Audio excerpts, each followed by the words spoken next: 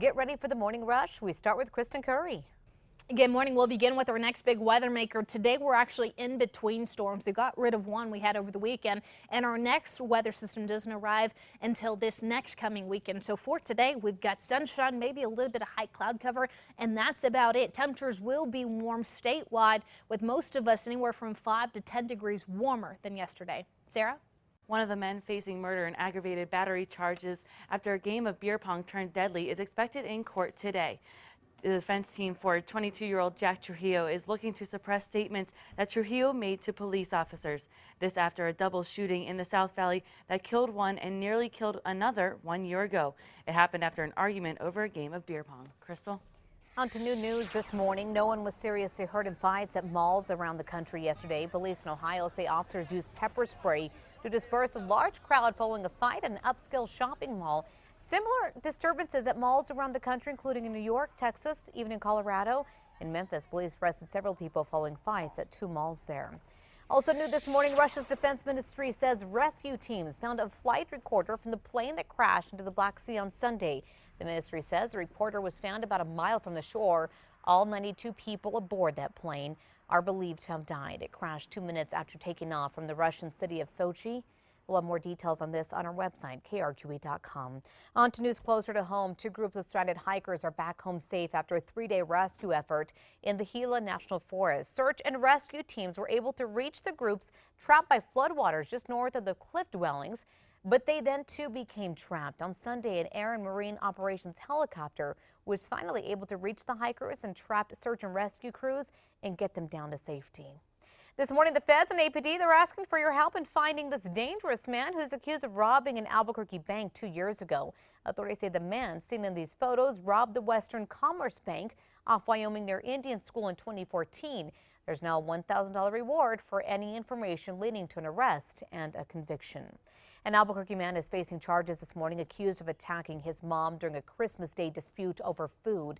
Police say they found 48-year-old Thomas Hahn's mom on Christmas Day with blood splattered on her shirt and her legs. They say she started to cook for Hahn, but he told her he hated what she was making, then attacked her with a pick handle. Hahn is charged with aggravated battery with a deadly weapon. This morning, a Clovis teen is on the long road to recovery after she was seriously injured car surfing last week. Dakota Revel was rushed to a Lubbock hospital after hitting her head as she fell off that car. A mother says the family is optimistic about her recovery, but they anticipate months, possibly years of recovery. And many holiday travelers are still struggling to return home thanks to wintry weather affecting the nation's northern half. Powerful winds and blizzard-like conditions in the Dakotas, Minnesota, and Nebraska affected highways and airports across the entire country. On the flip side of the U.S., unseasonably warm weather and the possibility of severe storms across the south now brings us a little bit closer to home, where we're not dealing with any of that. We actually have a very quiet day on tap. It's cold out there this morning, which is why that Metro Threat Index is at 2. We're looking at feels like temperatures down to the teens and 20s, but by the time we hit the later part of today, 50, sunshine and light winds, but do expect stronger winds overnight into tomorrow morning. Crystal? On to news, new at 6. A new report finds many Americans are hoping to save more in the new year. In the Go Banking Rate survey, 23% of respondents said saving more and spending less is their top financial resolution. 18% say paying down debt is a top priority, while 12% say increasing their income is most important at this time. In just days, Club Rio Rancho will be closing its doors for good. Owner Bob Gallagher says the club will be shutting down for good after Saturday. He says employees have been notified, and he says the club is saddled with nearly $4 million of debt, including more than $350,000 in water bills and some penalties on top of that. New this morning, family and friends are mourning the death of former Texas Rangers pitcher John Barfield. He died in a shooting in Little Rock, Arkansas. Police say he was fatally shot on Christmas Eve. This after an altercation with an acquaintance. A man is being held in county jail on preliminary charges of first-degree murder. Barfield pitched 3 seasons for the Rangers, beginning in 1989. He was 52 years old. Britney Spears is alive despite a hoax reporting her death yesterday. Sony Music's Twitter account, which was apparently hacked, posted 2 tweets claiming Spears had died. The tweets have since been deleted. Spears' rep was quick to tell CNN that the pop star is alive and well. Kristen?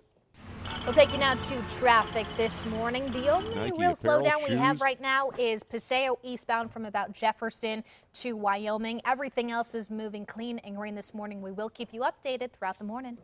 If you're trying to figure out what to do with that Christmas tree, you can tree cycle it. Starting next week, Albuquerque residents can recycle their trees for free.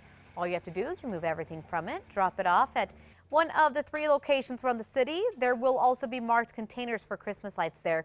We posted the list of the locations for you online at KRQE.com or on our KRQE News app.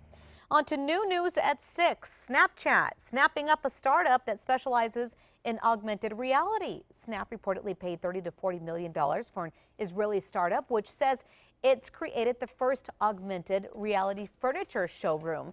So get this, it lets customers place a couch or maybe a table in their home to see how it looks before they actually buy it. I could actually use that. Sounds like a great idea.